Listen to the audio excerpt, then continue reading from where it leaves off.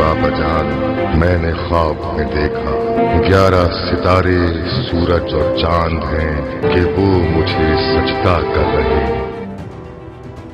आपकी औलादों में बड़े और ताकतवर हम हैं, लेकिन आपका जानशीन वो यूसुफ बने। जो जो वक्त गुजरता जा रहा है उसकी याद में मजीद इजाफा होता जा रहा है। मुझे डर है कि कहीं पागल ना हो जाऊं। और जब वो आ जाए तो सातों दरवाजों को बंद कर देना। खुदाया, मुझे तन्हा मत छोड़ना। मैंने खुद को तुम्हारे लिए आमादा किया है। खुदा की पनाह मांगता हूँ। मैं इन खवातीन की दी गई गुनाह की दावत की बनिस्बत जिंदान को तरजीह दूंगा। जान लो यूसुफ कि खुदा ने तुम्हें अपनी नबूवत और रसालत के लिए मुंतखब किया है, इस कैद बंद के लिए नहीं। आज से मैं मुल्क के वजीर खजाना का ओहदा और ज़र उमूर की तमाम तर जिम्मेदारी आपको सौंपता हूँ। मुझे यूसुफ की खुशबू आ रही है। हमें तो कोई खुशबू नहीं आ रही है। यूसुफ को मरे हुए एक मुद्दत हो गई और आपको अब उसकी खुशबू आ रही है।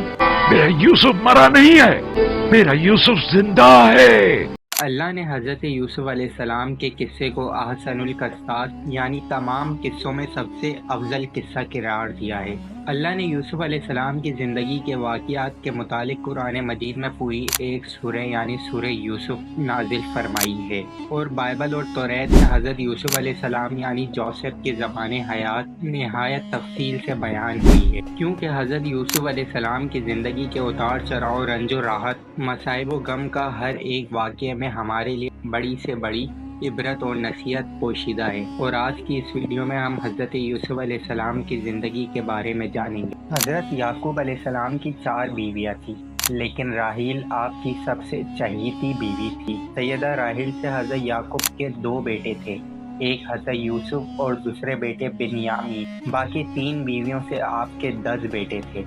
जब बिन्यामीन की पैदाइश हुई तो सैयदा राहील वफात पा गई जब हज़रत यूसुफ अलैहिस्सलाम की उम्र 3 बरस थी। कुरान में सूरह यूसुफ में अल्लाह ने यूसुफ अलैहिस्सलाम का वाक़या तफसील से बयान किया है। यूसुफ अलैहिस्सलाम जब छोटे थे तो उन्होंने अपने बाप याकूब अलैहिस्सलाम से अपने एक ख्वाब का जिक्र किया।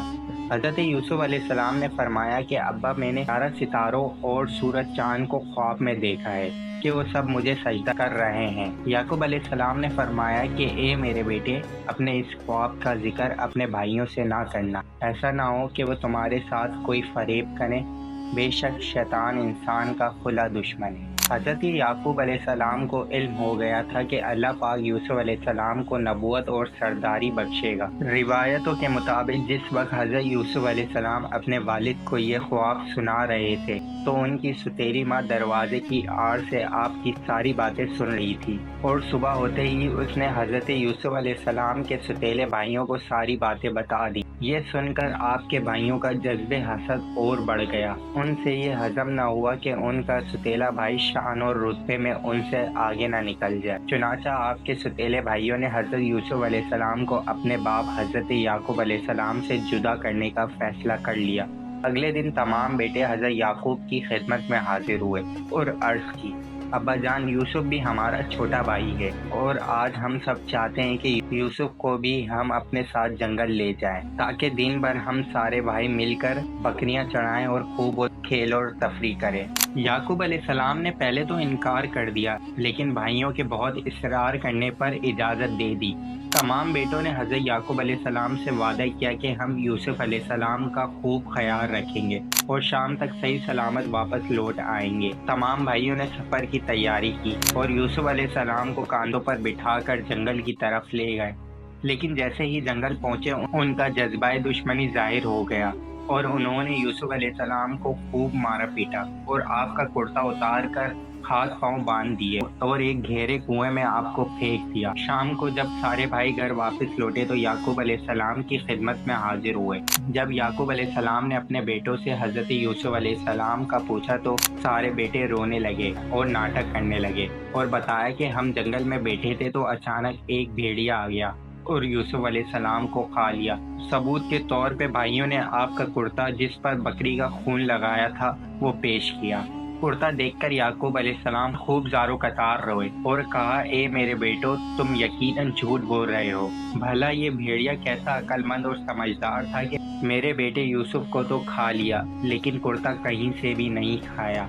اور قمیص کو صحیح سلامت چھوڑ دیا، لیکن بیٹوں کے پاس اس کا کوئی جواب نہ تھا۔ حضرت یعقوب علیہ السلام نے کہا بے شک صبر ہی بہتر ہے اور تمہاری بنائی گئی بات پر اللہ سے ہی طلب کی جا سکتی ہے۔ روایت کے مطابق یوسف علیہ السلام 3 دن کنویں میں بیٹھے رہے اور آپ کے پاس صبح شام حضرت جبریل علیہ السلام آتے اور آپ کو تسلی دیتے کہ پریشان نہ ہو، فتح تمہاری ہوگی اور حق غالب آ کر رہے گا۔ پھر اللہ کی قدرت سے وہاں سے ایک قافلہ گزرا۔ قافلے نے کنواں دیکھا تو وہاں رک گئے اور پانی کے لیے ڈور کنویں میں ڈالی تو یوسف علیہ السلام نے فوراً ڈول کی رسی پکڑ لی۔ انہوں نے رسی کھینچی تو ایک خوبصورت بچہ باہر آیا۔ وہ لوگ حیرت زدہ ہوئے۔ مالک جو کہ غلام فروخت کیا کرتا تھا تو اس نے یوسف علیہ السلام کو اپنے قافلے میں شامل کیا اور مصر لے گیا۔ پھر مصر کے بازار میں آپ کو کھڑا کر دیا تاکہ فروخت کر کے کچھ رقم کما سکے۔ ادھر یعقوب علیہ السلام کے اپنے چہیتے اولاد کی جدائی سے برا حال تھا۔ آپ دن بھر ویران جنگلوں کی خاک چھانتے اور ہر راستے اور صحرا میں حضرت یوسف علیہ السلام کو تلاش کرتے اور واپس گھر لوٹ آتے۔ آپ یوسف علیہ السلام کی جدائی میں دن رات روتے اور اللہ سے فریاد کرتے کہ کسی طرح یوسف انہیں مل جائے، لیکن اللہ کو کچھ اور ہی منظور تھا۔ مالک نے یوسف علیہ السلام کو بازار مصر میں کھڑا کیا۔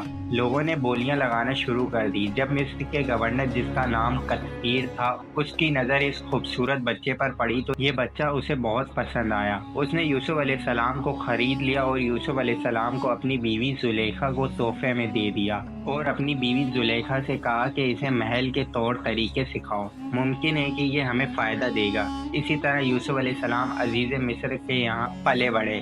یوسف علیہ السلام جیسے جیسے جوان ہوئے تو آپ کی خوبصورتی میں اضافہ ہوتا گیا۔ جو بھی آپ کے مبارک چہرے کو دیکھتا تو آپ کے اوپر سے نظر ہٹانا مشکل ہو جاتا۔ حضور اکرم صلی اللہ علیہ وآلہ وسلم سے روایت ہے کہ اللہ نے حسن کو 2 حصوں میں بانٹا، آدھا حسن تمام مخلوق میں تقسیم کر دیا اور باقی کا آدھا حسن صرف یوسف علیہ السلام کو ہی دے دیا۔ یوسف علیہ السلام کو حسن یوسف بھی کہا جاتا ہے۔ اب عزیز مصر کی بیوی زلیخا آپ کے حسن سے بہت متاثر تھی۔